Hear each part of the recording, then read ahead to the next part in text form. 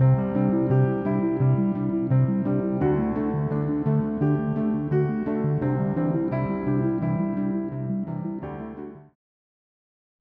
here with Dr. Craig Evans, leading New Testament scholar, and through all these years of academic study, why would you say, well, first of all, personally to you, why do you still find the Bible to be reliable? Well, the evidence suggests that the Bible is reliable. My own experience as a Christian suggests that its message is true and remains relevant. But on an intellectual level, my own research and the research of others, I think, continues to show that the biblical narrative is based on reality, things that really did happen, people who really did exist, and the narrative very accurately reflects those events. And so when we read something, say in the Gospels, that says Jesus went to a certain place or did a certain thing or encountered certain people and talked about things, and then we find from other historical sources or from archaeology and study of the land of Israel itself, it turns out that, hey, what the Gospels are telling us fits right in with everything else that's known. And that's called verisimilitude. That is, the narrative is similar to reality. And so those kinds of discoveries tell me that the gospel narratives are reliable and accurate, and it tells me the early Christians made a wise choice in selecting the 4 New Testament Gospels instead of some of the other Gospels that were written later.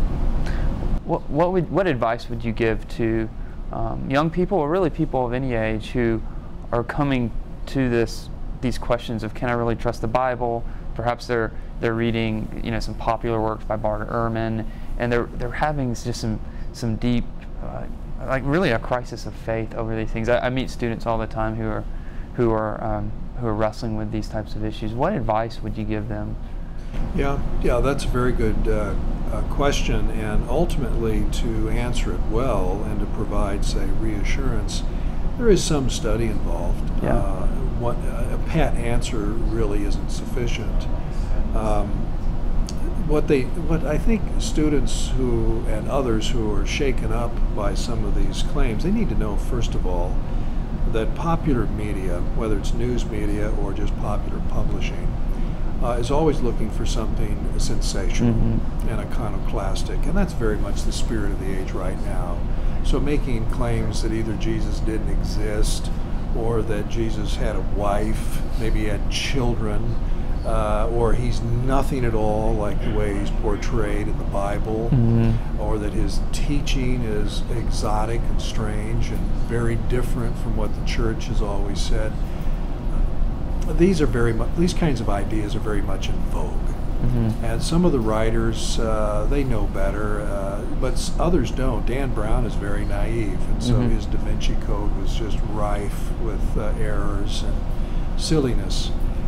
So I think that's the first thing I would say to somebody who has doubts, and that is there's a bias toward the sensational and the silly, and you need to know that.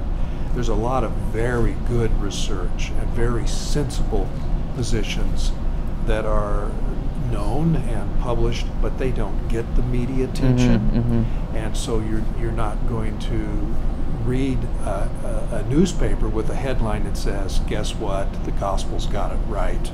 You're never going to see that in the New York Times. What you're going to see instead is a headline about some sensational claim that supposedly calls into question the Christian faith, or what we've always thought. So that's the first thing we need to know.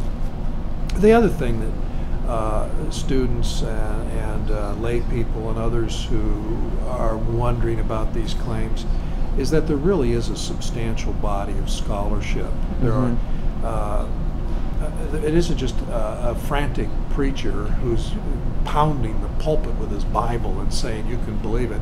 There are some very sober, careful scholars in the fields of history and archaeology and biblical interpretation, experts in Greek, experts in Hebrew, and they'll say, yeah, this is accepted. It's rock solid. I personally know Israeli archaeologists, Israeli, Jewish. They're not Christians. There's no theological axe to grind. There's no apologetic interest here. And they say, oh, Matthew, Mark, Luke, and John, they take it to the bank. These are perfectly reliable. We use them in doing our work. Matthew, Mark, Luke, John, and the book of Acts help us know where to dig, help us understand what it is we dig up. Now that's coming from people who aren't even Christians. See, and so they're just as critical of some of these sensational claims as we who are believers are. And one application I'd make for you as I hear you talk is just an application for pastors, helping your congregation by being a bridge from the types of work you're talking about to the congregation and helping them understand them. I know that's a challenging job. Pastors have so much to do. I think it's the most difficult job, one of the most difficult jobs in the world, because you're supposed to be a leader, a counselor. But I would just encourage you also to go, and we live in an age where people are skeptical, and so I would encourage pastors to get education, to be able to at least understand what the evangelical and Christian scholars are saying, and then help translate that to your people. I'm thankful for men like you and the work you're doing, and I've just encouraged pastors who are watching to read their stuff, try to translate it for their people.